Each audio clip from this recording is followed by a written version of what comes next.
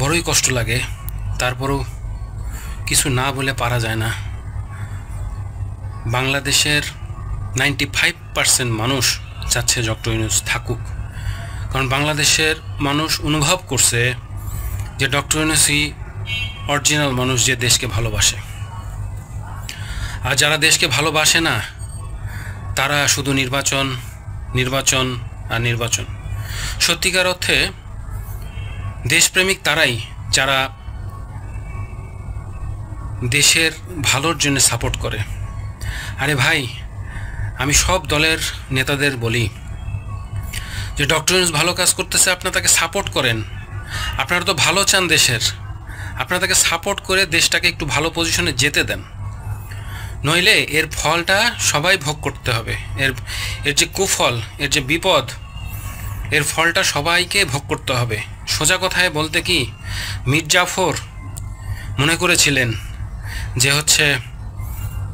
নবাব সিরাজউদ্দৌলার পতন হলেই সে হচ্ছে ক্ষমতার মসনদ দখল করে সে নবাব হতে পারবেন।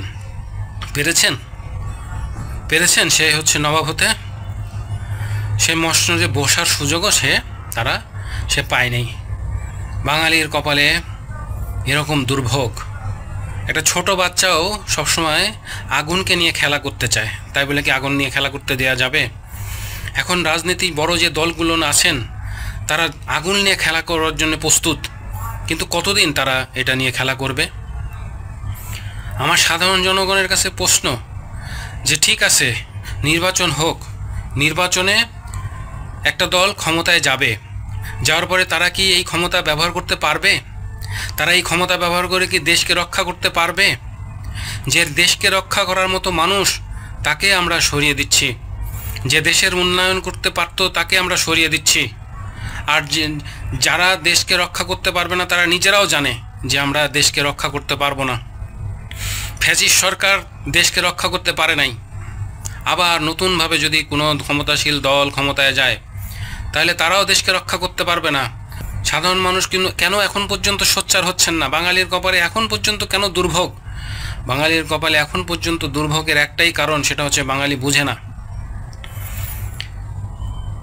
বিগত আমলের সরকারের কথা কি সাধারণ মানুষ ভুলে গেছেন? ফ্যাসিস্ট কারা ছিল? তাদেরকে আবার নতুনভাবে কেন ডেকে আনা হচ্ছে এটা আমি বুঝি না। ফ্যাসিস্ট সরকার একটা চলে গেছে, আবার আরেকজন ফ্যাসিস্ট সরকার যারা অতীতে ফ্যাসিবাদী ছিল তাদেরকে আবার টেনে হেসড়ে তাদেরকে ক্ষমতা দেওয়ার আমরা চিন্তা করতেছি, শুধু জটিলতার কারণে। এতে কি সমস্যার সমাধান হবে? কখনোই এই সমস্যার সমাধান সম্ভব নয়, বরঞ্চ বাঙালি আরও বিপদগ্রামী হয়ে যাবে, বিপদগ্রস্ত হয়ে যাবে। লিবিয়ার মানুষ যেরকম বিপদগ্রস্ত হয়ে গেছেন, সেরকম বাঙালি আমরা আজকে বিপদগ্রস্ত হওয়ার দ্বার প্রান্তে। আমরা যদি আমাদের মূল্যায়ন বুঝতে না পারি, শত বছরেও একজন ভালো নেতা পাওয়া যায় না।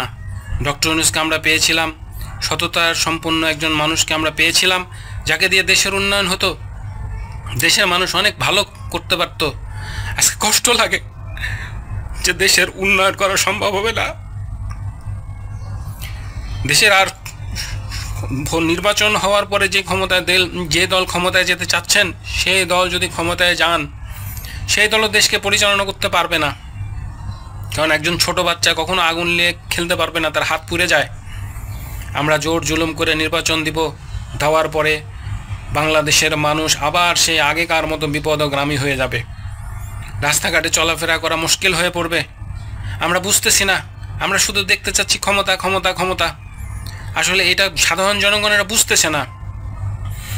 ভাই, ডক্টর ইউনূস কোনো দল করেন না, কিন্তু যদি একটা হানা ভোটের ব্যবস্থা করা হতো তাহলে জনগণ বুঝিয়ে দিতেন যে আমরা কাকে চাই।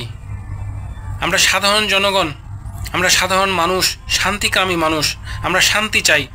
এই জন্য কষ্টে দুঃখে কথাগুলো বলি, আমাদের কথার কোনো দ্বিমত নাই। আমরা যেটা বলি সেটাই হচ্ছে বাস্তবতা। ক্ষমতা ক্ষমতা ক্ষমতা, দেখুন যারা ক্ষমতা চাচ্ছে তাদের মুখের দিকে তাকানো যাচ্ছে না। তারা নিজেরাও জানে যে তারা ক্ষমতায় গেলে এটা স্থায়ী করতে পারবে না। তারাও কোনো না কোনো শক্তির মাধ্যমে তারা পরাজিত হবে, তারা ক্ষমতা টিকায় রাখতে পারবে না। শেখ হাসিনা 6 মাসও ক্ষমতায় থাকতে পারে নাই নির্বাচনের পরে। সুতরাং এইভাবে দেশকে রক্ষা করা খুব কঠিন হয়ে যাবে। আসুন আমরা সবাই মিলে চিন্তা করি। ভাই, যারা ভালো, দেশের ভালো চান, দলীয় নেতা কর্মীদেরকে বলি, আপনারা যদি দেশের ভালো চান তাহলে ডক্টর ইউনূসকে সাপোর্ট করুন। ডক্টর ইউনূস আপনাদেরকে জায়গা মতো সেট করে দেবে, আপনারা আপনাদের মতো চলতে পারবেন, সম্মানের সাথে জীবিকা নির্বাহ করতে পারবেন, দেশের উন্নতি হবে, দেশের মানুষের উন্নয়ন হবে। সবার কাছে এই আশা করি, সবাই আমরা সোচ্চার হই। সবার কাছে বিনীত আবেদন, আপনারা একটু সচেতন হন। বাঙালির কপালে আর আপনারা কালো ছায়া নিয়ে আসেন না। আমি চাই যে দেশের উন্নয়ন হোক, দেশের মানুষ, গরিব মানুষ, অনেক গরিব, অনেক ছোট ছোট বাচ্চারা এখন পর্যন্ত ভাত কাপড় পায় না, তারা অনেক বিপদগামী, যারা পড়াশোনার সুযোগ পায় না। ছোট ছোট বাচ্চাদেরকে দেখি তারা বাদাম বিক্রি করে, পান বিক্রি করে, মাস্ক সব পর্যন্ত বিক্রি করে। দেখুন রাস্তাঘাটে নেমে দেখুন কে কি করে ফেলেছেন তাদের জন্যে। তবে এদেরকে মানুষ করা সম্ভব ছিল। যদি ডক্টর ইউনূসের মতো লোক ক্ষমতায় থাকে তাহলে এই জাতি কখনো বিপদগামী হতে পারবে না। উন্নয়ন হবে, এই জাতির অবশ্যই দেশের উন্নয়ন হবে, এবং দেশের উন্নয়ন হলেই সাধারণ মানুষের ফল পাবে, সাধারণ মানুষের এর ফল ভোগ করতে পারবে।